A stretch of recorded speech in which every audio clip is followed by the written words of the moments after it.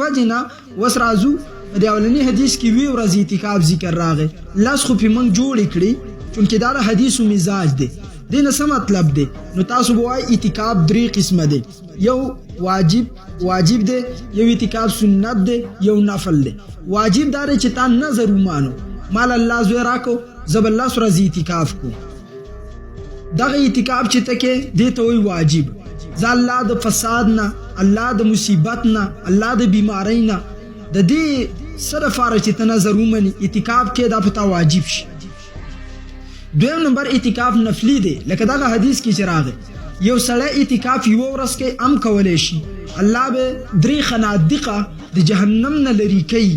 او د یو خندق فاصله دومره ده لکه د ځمکې او د اسمان په درمیان کې چې څومره چوړایي لمبایي ده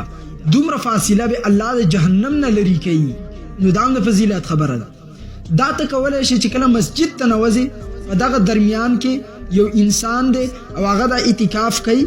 چې مسجد ته نوځي د نیتو کې الله زستا د فاره چې څومره وخت مسجد کې اعتکاف کو بیا خصوصا زمونږ بعضی خلکو 21 23 25 27 29 یا 22 24 26 28 30 په دې باندې اعتکاف کوي دا بالکل ټیک ده دغه حدیث نه ثابت د ګناه پکې نشته دې ته وایي نفلی اعتکاف او دریم نمبر سنت مؤکده علی الکفایه اعتکاف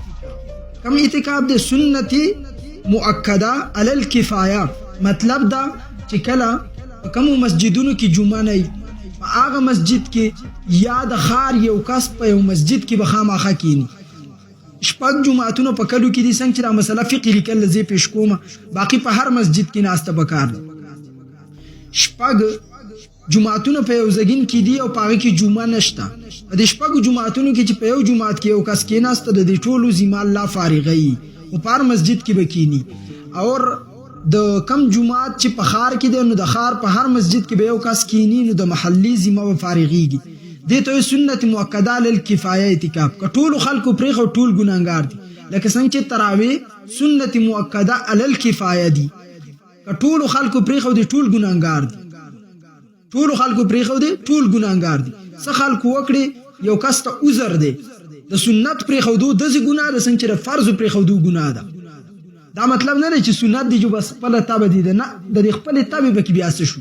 چې پیغمبر مونږ تراکلم زمونږ ته مرزي به کې د کم طرف رااله خو چاته عذر دی یو پیر سنت نه کړن په د باندې څه ګناه ناراضي دغه شان څخه خلک بخامخه اعتکاف کوي سنت مؤکده اعتکاف وای اساری دو تا ځان را بندولو ته دا د اعتکاف معنی ده اعتکاف کوونکې دا د خاص مودي د پاره سړی د نو په مسجد کې او خزه د نو د کور په خاص حصہ کې چې هغه منتخب کړي دي زنانه په دې کې به ساریږي اعتکاف وکړي دلته خو د سړو په اړه کې اختلاف نشته چې سړی په مسجد کې کینی او بعضی خلک وایي چې نه خزه په کور کې اعتکاف نه کوي او یو مولانا صاحب ما سو وخت مخکې اوریدل هغه ویلي چې کم زګین کې خزه په کور کې اعتکاف کوي دا د پخلی نزان پټي داخیمه ولا ورانی کوي داخیمه ولا ورانی کې دا د پخلی نزان پټي او مولا صاحب په کور کې وسره فخلی نه ځان پټ کی ځان خو کړه فخلی نه پټای نو جمعات ته بدرزي او بیا له تعجب خبره دادا چې تخپل لور خپل خور خپل خزه دا په مسجد کې اعتکاف ته نه کینې تر خپل مقتدیانو خزې دوم رس پکې کړل مؤمن خو هغه ته وای چې سره ځان لپاره خو خیاب ده بل لپاره خو خي خپل خزې په مسجد کې اعتکاف نه خوخه خپل خور له نه خوخه خپل لور له نه خوخه مقتدی خزې له څنګه خوخه داغه خور لسن خوخه داغه لور لسن خوخه د تعجب خبره ده لکه سوچ تم وکم الله صاحب به مدارا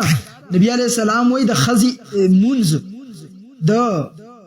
مسجد نه د کور په دالان کې بهتر دی د دالان نه برنده کې د برندې نه په کوټه کې د کوټې نه د کوټې په ګوټ کې یعنی او دویم دار بیا دویم حدیث د دې جواب کوي چې جعل لنا الارض كلها مسجدا زمونږ د پاره الله ټول ازمکه مسجد جوړ کړل نبی علیہ السلام دغه حدیث وای او د خزې د پاره بهترین مسجد د کمرې ګوټ دی لہذا د خزې چې کم ځای مسجد دی نو اعتکاف هم په مسجد کې پکار دی کور په ګوټ کې دی اعتکاف کوي کولش ثواب دی پکې کم چې موږ د رمضان په اخیره عشره کې اعتکاف کو سنت مؤکده للکفایه ما تاسو ته ویل حضرت استاد متکلم اسلام په خپل کتاب رمضان کورس کې او دویم نمبر اعتکاف کورس کتاب د پاغي کې را نقل کړي यानी बड़े शहरों के महल्ले की किसी एक मस्जिद में और गाँव देहात की पूरी बस्ती की किसी एक मस्जिद में कोई एक आदमी भी इतिकाब करेगा तो सुन्नत सब की तरफ से अदा हो जाएगा। अगर कोई भी इतिकाब न करे तो सब गुनाहगार होंगे। द फिक़्ह ने दा मसला रा नकल कर द इतिकाब मसाइल से दी रमजान मुबारक की सुन्नत इतिकाब वक़्त चिदे दार शल ورځو د پوره کېدو نه بعد د نور د پریوتونه مخ کی د نور د پریوتونه چې نور لاړ شي غروب شي دینه مخ کی او چې کله د اختر اعلان وشي سپوږمۍ ښکارا شي تر دې پوری ده د قټیم ته اعتکاف سنت مؤکده علی الکفایه اعتکاف کون کې له پکار دي چې د نور پریوتونه وړاندې دا خپل زید اعتکاف برابر کې او پاغي کې کینی هغه تزان ورسي زما کلیوال صاحبان که زما درس اوري هغه ته مسله کومه ماتره مسجد په باره کې راغل هغه ته خلک راوستي او ماخستان اعتکاف لا ما خام روړی ماخستان تراوی کړلی او کور ته تللی دا غینه بعد اعتکاف لراغلی دا کې اعتکاف نه دی اعتکاف بکلی چې کله د مازیګر مونږ وکي د نور پر وتون وړاندې بزان د اعتکاف دی زګین تر رسي اول مسله ده دویم نمبر په کوم زګین کې چې اعتکاف کوي په دغه محله یا دغه کلو کې په دغه علاقو کې د دې ټولو د طرفنا سنت اعتکاف ادا کیږي اگر کستاسو مسجد ته دویم محلې نه او کس راغلی اعتکاف لا خبره ده نو د دې استاسو د طرف نه کیږي اگر کده د دویمه محلې نه ولې نه راغله دینه ثابت ده شو چې مثال په تور باندې زما د کلی سره ستاد کلی په مسجد کې اعتکاف کولای شي په دې باندې پابندی نشته دریم نمبر خزو د فار اعتکاف د کور په ځای په مسجد کې د مسجد په ځای په کور کې بهتر دی خزو د فار اعتکاف سلورم نمبر سنت اعتکاف صرف دومره کافی دی نیت چې پزله کوي چې الله زستا د پاره د رمضان په اخیره عشره کې سنت مؤکده اعتکاف ادا کوم ستا د رضا د پاره ستانه په اجر غواړم اعتکاف سنت د ادا کوم دومره نیت کافی دی پنځم نمبر یو سړی بل کس ته روپۍ ورکړي چې ته اعتکاف ته کښېنه اجر بې ماله راکړي دا جایز نه ده شپږم نمبر په یو مسجد کې د یو نه زیات کسان اعتکاف کولی شي هر یو ته به پوره اجر الله ورکوي اووم نمبر مسنون اعتکاف په نیت سره د مسنون اعتکاف په نیت سره د شلم تاریخ د رمضان خاص شلم روزه د نور د غروب کېدو نه پټېدو نه مخکې دا کول پکار دي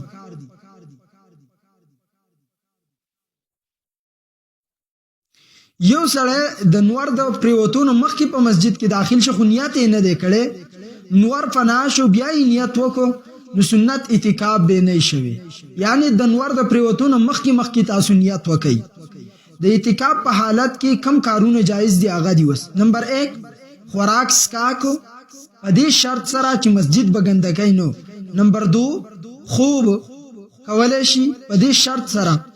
چې عام ورځو کې مسجد کې خوب مکوئ صرف پر رمضان مبارک کې د معتکفینو د فار اعتکاف کوونکي د پاره خوب کولای شي دریم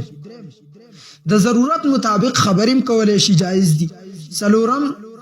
خپل نکاح یا د بل کس نکاح دا کولای شي یا رشتہ په مابین کې غوښتي شي په مسجد کې ضرورت راش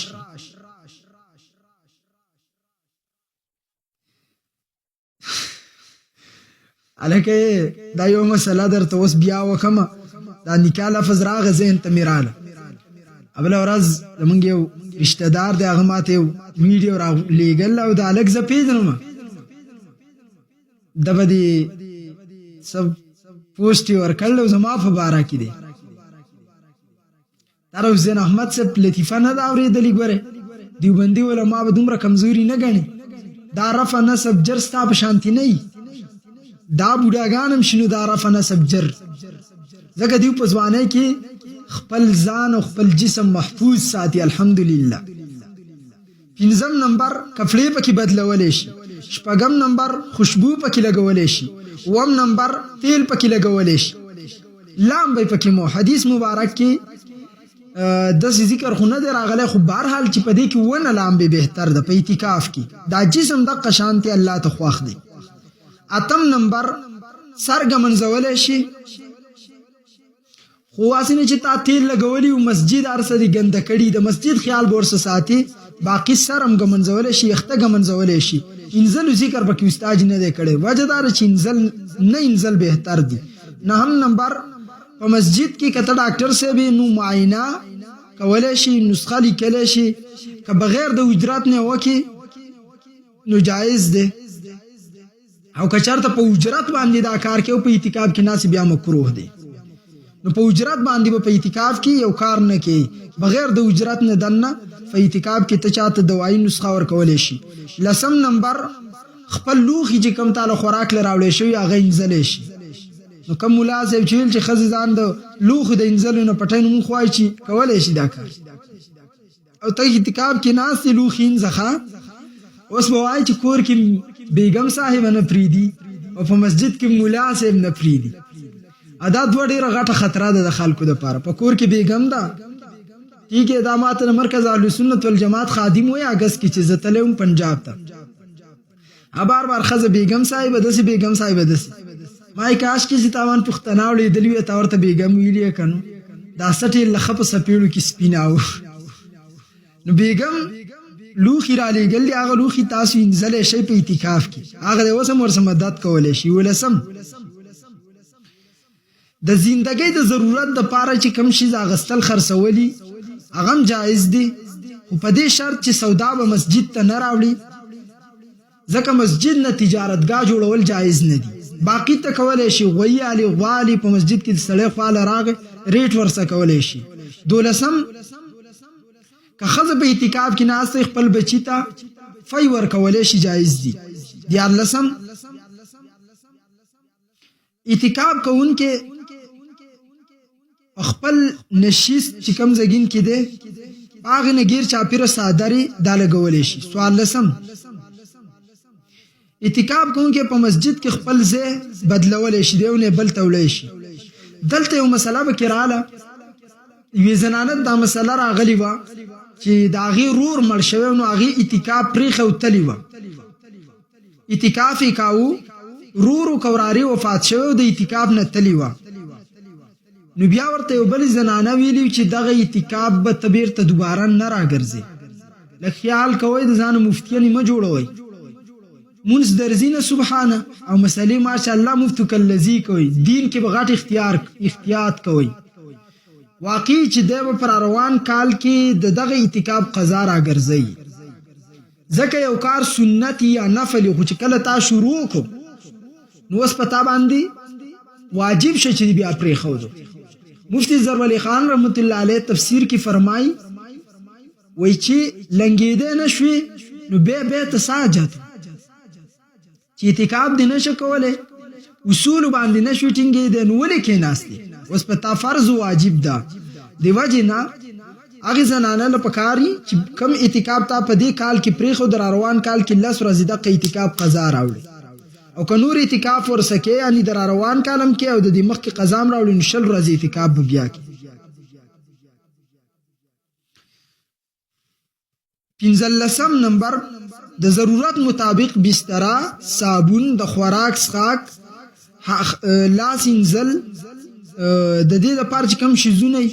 دا مسجد ته وړل جایز دی، هلته ایښودی شي په مسجد کې، ځکه دا اوس ضرورت دی.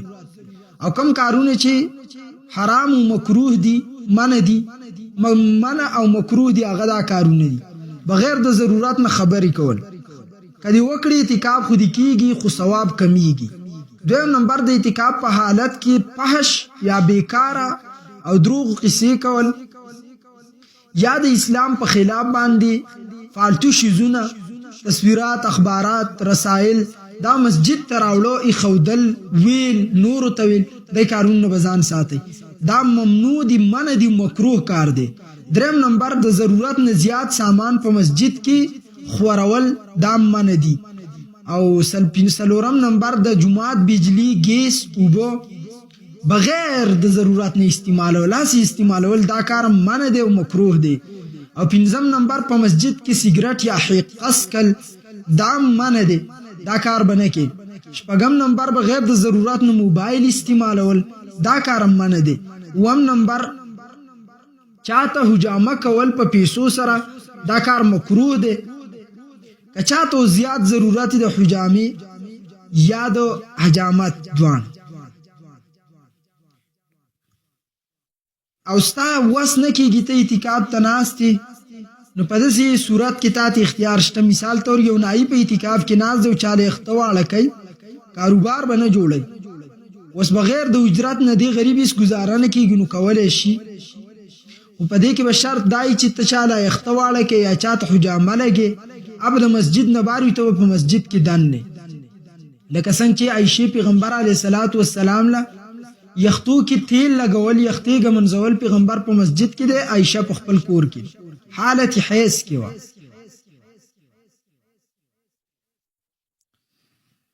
نو الله جل جلاله دې موږ صحیح معتکفین جوړ کړي چې موږ اعتکاف وکړو او په دې مسایلو باندې پوره لاړ شو. یو مسله به کې زمونږ ګروپ کې چلیده، ادا چې کور ته بعضې خلکو څوک نه نو کور ته په خوراک پسې تلی شي، کور ته به دننه ننوځي او متعین ټیم به هغه ټیم له به کور ته ځان رسي اور خوراک به رالي او راځي، به دا نه چې تلی په ګیټ کې ناست یو سترګې وایي او هلته بیا دیدن کوي، داسې کار به نه کوي. خاص ټیم له به ځان رسي، خوراک به رالي او بیا به راځي. د اجازت په اعتکاف کې شته. دغه شانتي د اعتکاف نه به جنازو له تفوسونو له بار تر مسجد نه نه ځي، مسجد کې به اوسېږي.